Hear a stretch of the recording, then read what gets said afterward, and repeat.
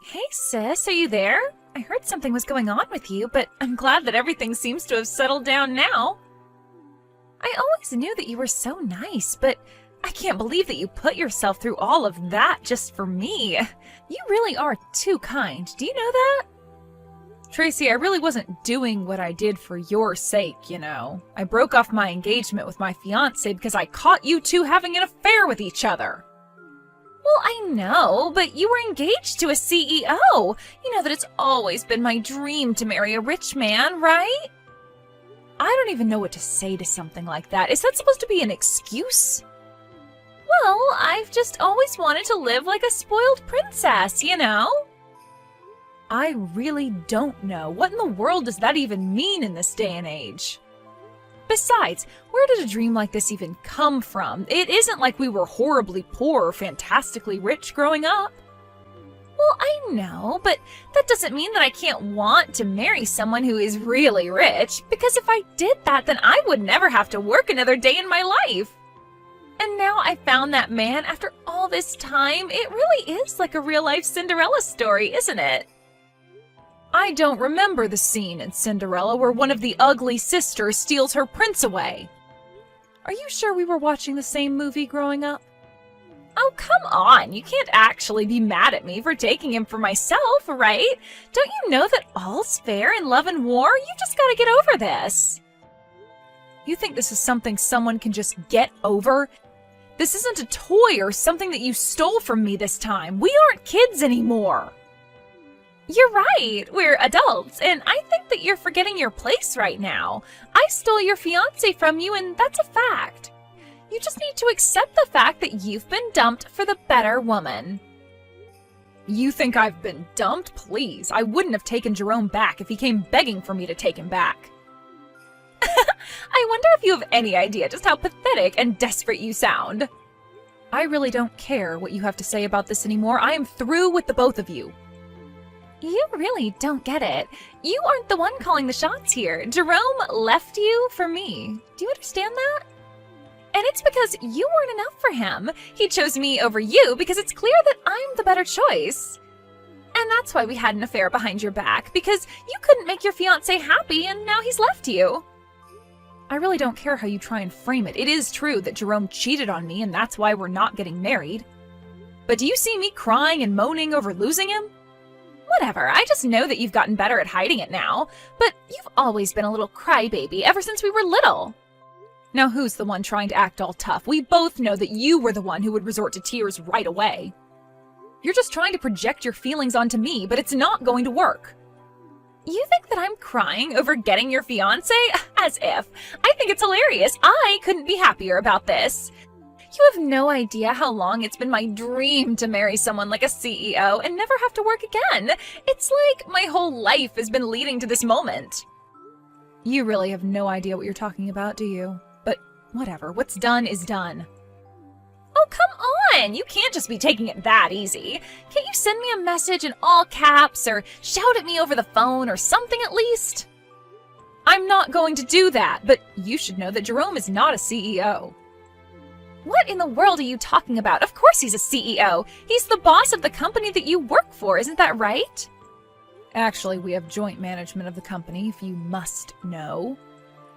Hold on a second. What is that supposed to mean? How can you both manage the company?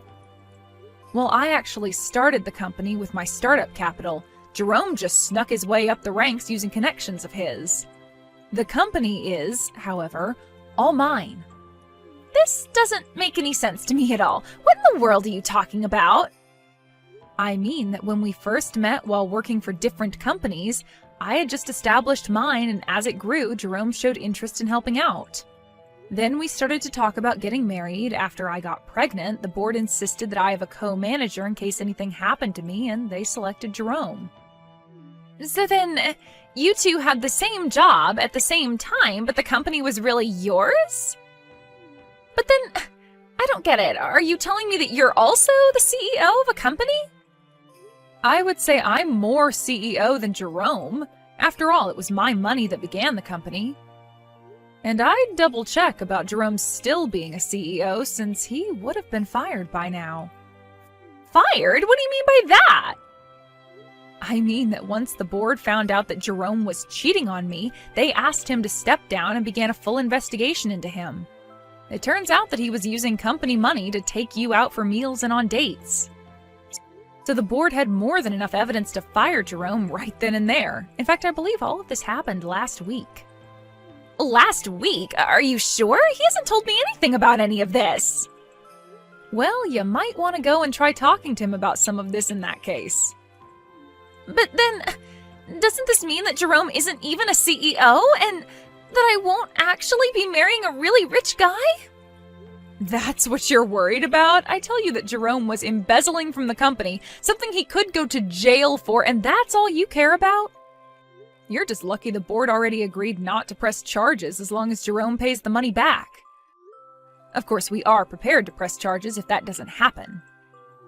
But I was supposed to live life like a princess. I thought I had stolen your man away from you with my charm and good looks.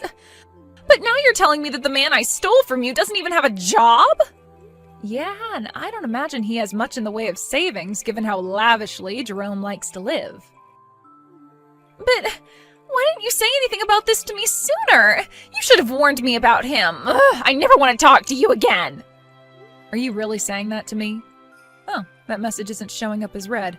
Well, okay then. Have a nice life, sis.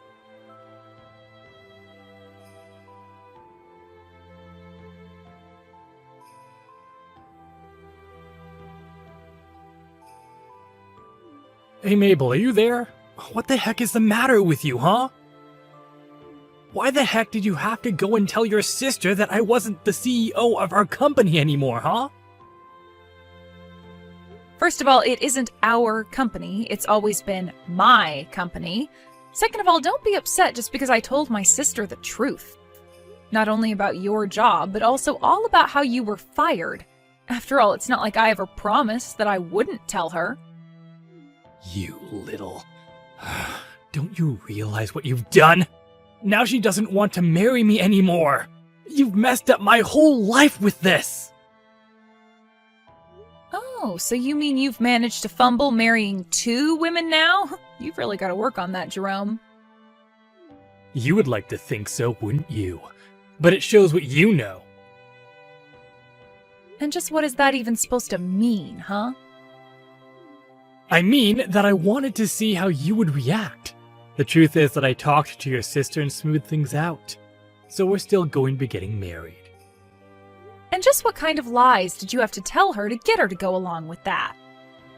I told her that the reason I chose to step down from my position as CEO of our company is so that I can do and start my own company.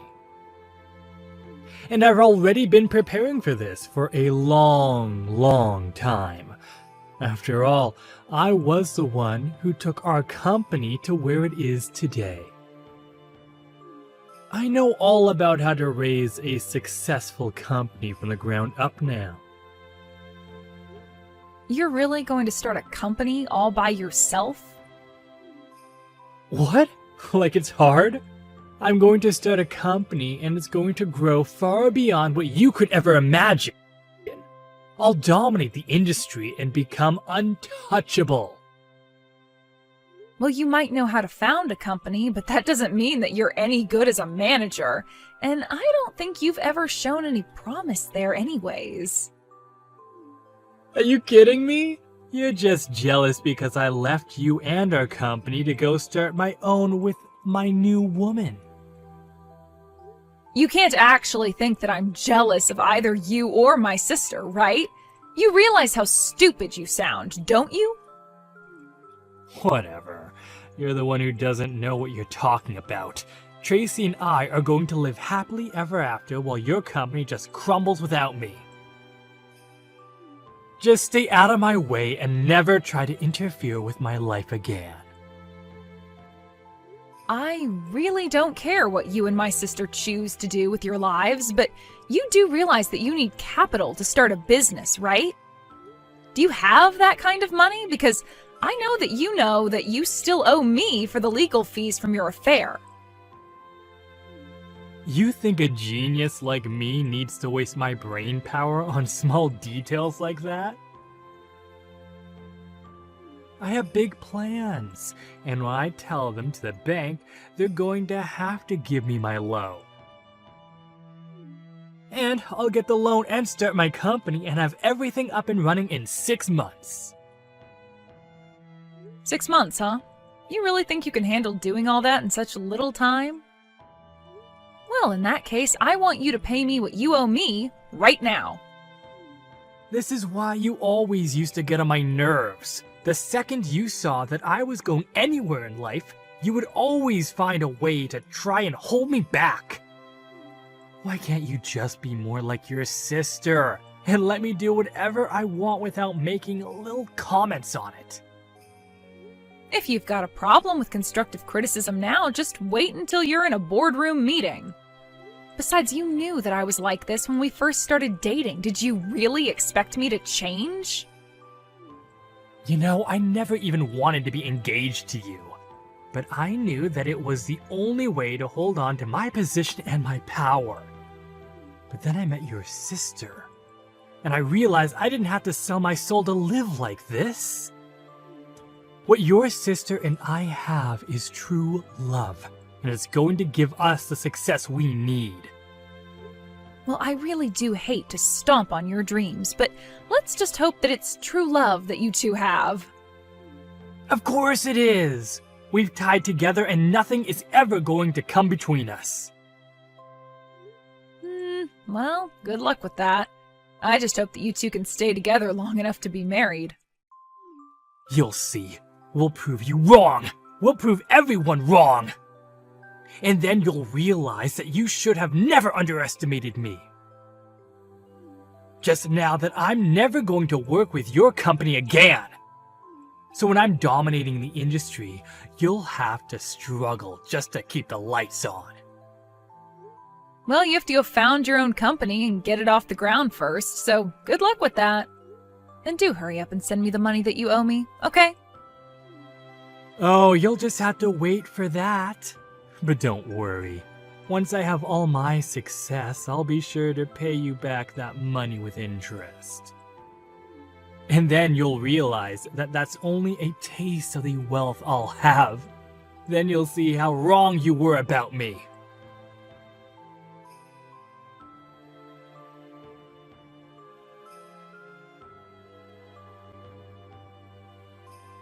Hey there, Mabel. I just thought you should know Jerome and I moved in together.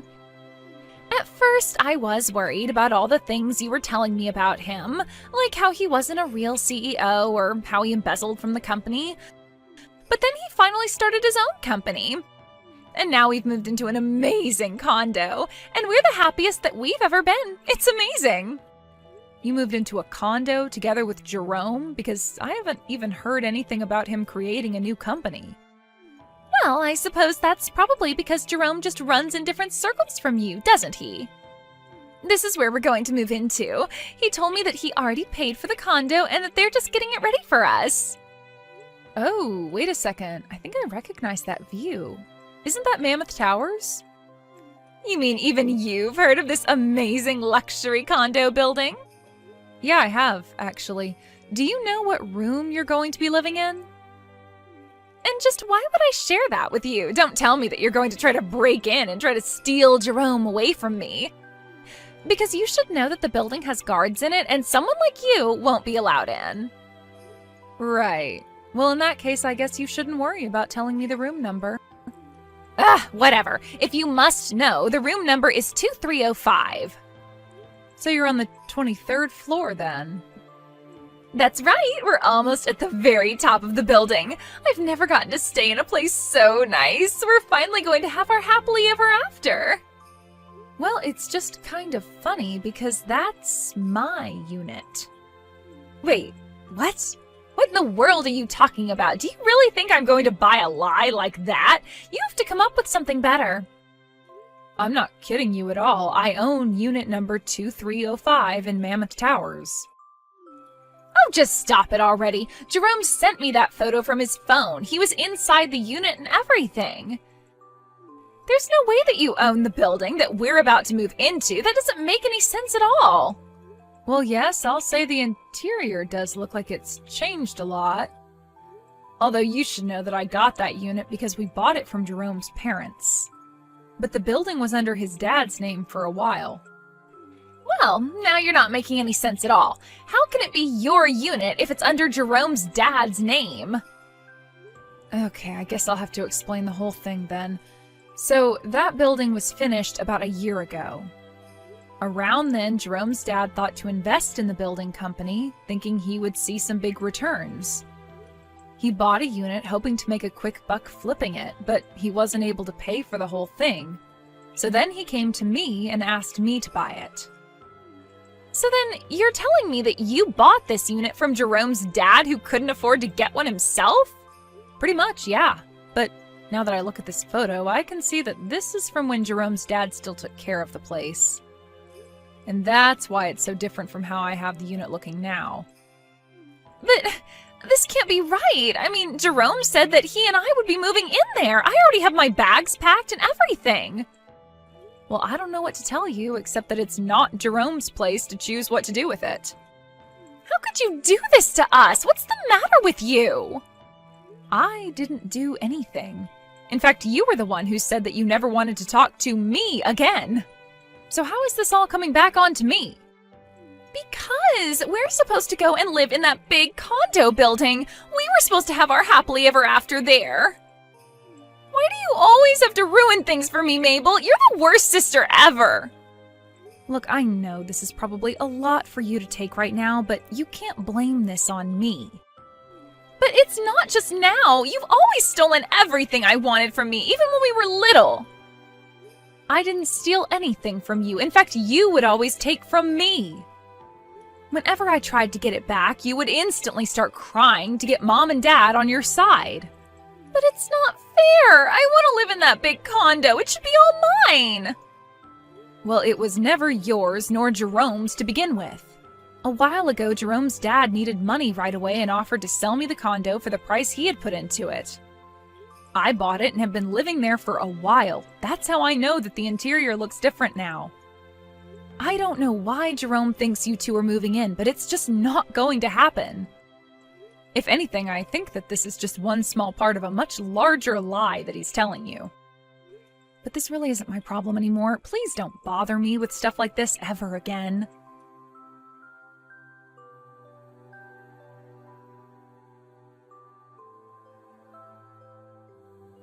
It turns out that when it was time to move, Jerome ended up taking my sister to go and move in with his parents.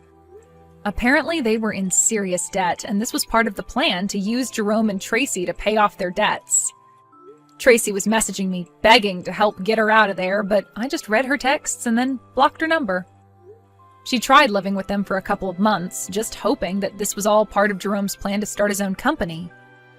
Of course, he had never really even begun the process and was lying to Tracy this whole time about his intentions. I heard later from my parents that they ended up bailing out Tracy and rescuing her from her in-laws' house.